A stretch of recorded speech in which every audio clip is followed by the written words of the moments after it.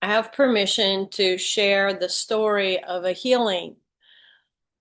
This lady is in her 60s and she's so tired of living with anxiety and emotional discord. She's on medication. She's just been upset for many years and she wants to move to the mountains and start life all over. She wants to rip off all the band-aids, clean out all the wounds, and just take care of a business so she can live her best life. And we dug around and she recalled one week where she was brought to Italy and sex trafficked, her and her little brother. She was age 6, he was 3. Their family belonged to the Masonic movement, and not all Masons are bad, but some of them are very bad. So she was a part of that. And we did massive amounts of healing. We remembered the week. We took care of all of that. Forgiveness for her mother for not protecting her, cutting cords from the family legacy and the darkness that was created within those systems. And we healed and healed and healed. She was very promiscuous at age 7 and 11 and lost her virginity at 13 by choice.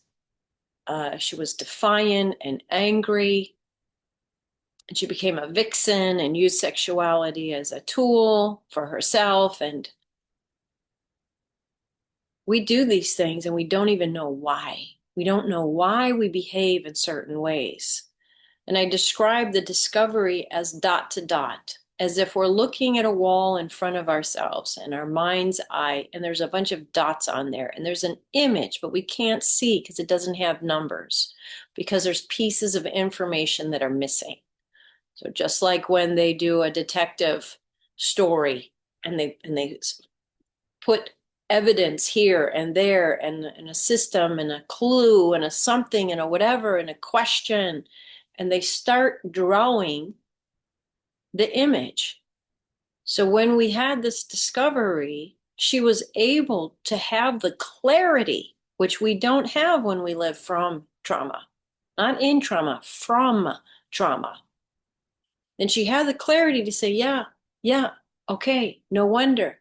Oh, her brother is a mess. He can't even get out of the mess that he's in. She crawled out of the mess that she hasn't had sex with her adoring husband in 10 years. So all of this behavior in her whole life points to that event that happened. And that's the one she remembers. Who knows what else happened? But when we have buried darkness haunting us, we will adapt. We will move our life in a way where we forget. Drugs and alcohol are part of her history. But now we've cleaned it all up. We've cleaned it all up. So last week we had the discovery and we did a bunch of work. And she said, you know what? She took all of her photo albums. She took letters from family members. She took pictures, framed pictures, and she put it all in the dumpster. And when we were just closing up the second session, she started laughing.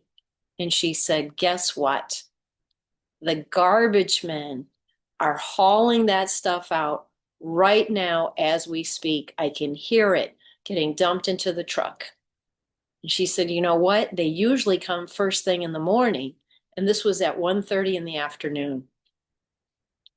So just a little story that we both wanted to share with you to let you know what is possible. Thank you.